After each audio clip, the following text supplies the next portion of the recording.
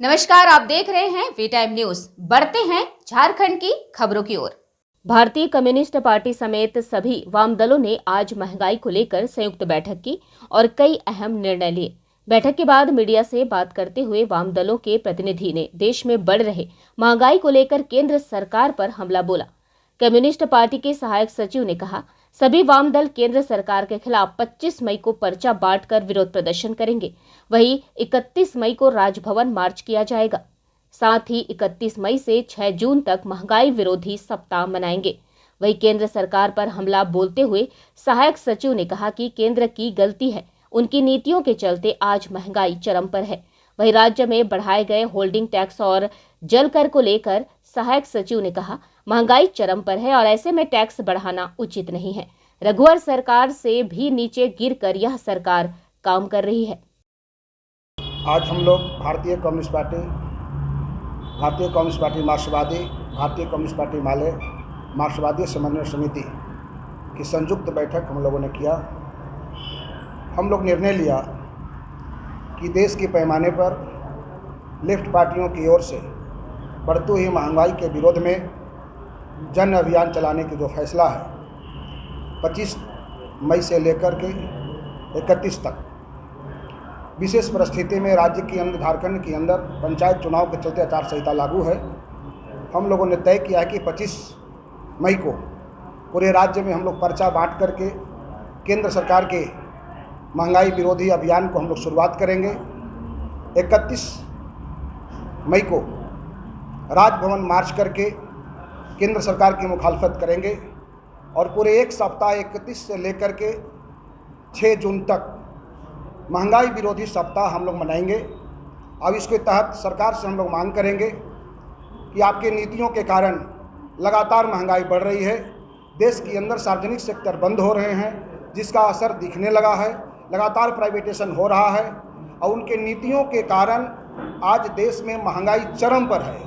Petroleum के दाम आसमान छूता जा रहा है, लगातार बढ़ रहा है, गैस के दाम बढ़ रहे हैं, सीएनजी के दाम बढ़ गया, हर चीज़ के दाम आसमान छू रहा है। पेट्रोलियम के दाम के बढ़ने के कारण हर आवश्यक वस्तुओं के दाम आसमान छू रहा है, लोगों को जीना मुश्किल हो गया है।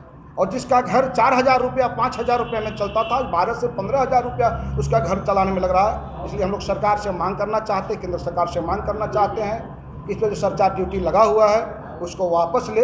एक्स्ट्रा टैक्स पर जो राज्य सरकार भी थोप रही है, केंद्र सरकार थोप रही है, उसको वापस ले। पेट्रोलियम के दाम कंट्रोल करे, गैस के दाम कम करे। और जो जन वितरण प्रणाली की दुकान पे जो हमको गेहूं मिलता था गरीबों को, उसको भी सरकार रोक रही है। उसको गेहूं को जो देना है उसको चालू रखे। दूसरी बात, जो आयकर रिटर्न नहीं भरते हैं वैसे जो लोग हैं उनको 7,500 रुपया प्रति माह उनको जो है से उनके खाते में ट्रांसफ़र दे, ताकि महंगाई से लोगों को लड़ने की लोग क्षमता मिले। आज केंद्र सरकार की लगातार जन विरोधी नीतियों कारण नोटबंदी से, जीएसटी से लेकर लॉकडाउन तक जो लोगों पर असर पड़ा, वो रुपया जो है से वो सेंट्रलाइज हो चुका। एक तरफ 285 गुना अंबानी के रुपया का बढ़ोतरी हो रहा है प्रत्येक वर्ष, एक तरफ अडानी का 375 गुना के बढ़ोतरी हो रहा है और तीसरे तो आम आदमी का जीना मुश्किल हो गया महंगाई से लड़ने के लिए, उसका क्रय क्षमता समाप्त हो रहा है। इसका कारण है कि केंद्र सरकार की जो नीति है, एक तो ऐसे ही महंगाई से लोग लड़ रहा है, हर आवश्यक वस्तुओं के दाम बढ़ रहा है और वैसी परिस्थिति में होल्डिंग टैक्स बढ़ाना, जल कर को बढ़ाना, राज्य सरकार जिस रूप से लोगों को, पूर्व की सरकार जिस तरह से काम करती उससे बहुत अच्छा काम इस सरकार भी नहीं कर रही है। नीचे अगर रघुवर की सरकार अडानी अंबानी से रुपया वसूल रही थी तो उससे बल्कि नीचे गिर करके हेमंत की सरकार नीचे उसके सिपाही तक रुपया जो है से टोपी में वसूलना शुरू कर दिए।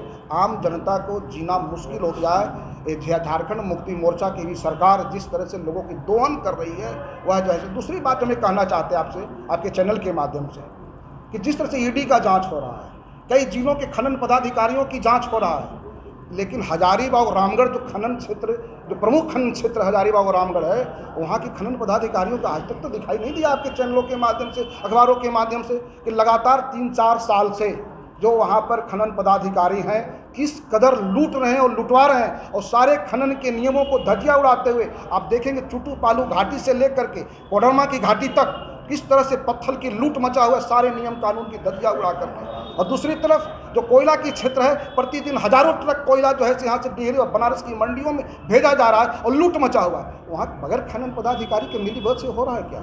इसलिए राज्य सरकार की भी नाकामी है। राज्य सरकार जिस तरह से जो चुनाव में वादा किया वह सब सारा कुछ फेल हो चुका है और इनका जो खाली ऊपर से शगुफा है। अब यह दिखाने की कोशिश है कि भारतीय जनता पार्टी चोर है कि झारखंड मुक्ति मोर्चा चोर, दोनों बड़ा चोर के जो है से टक्कर में एक दूसरे को छीछा लेजर किया जा रहा है।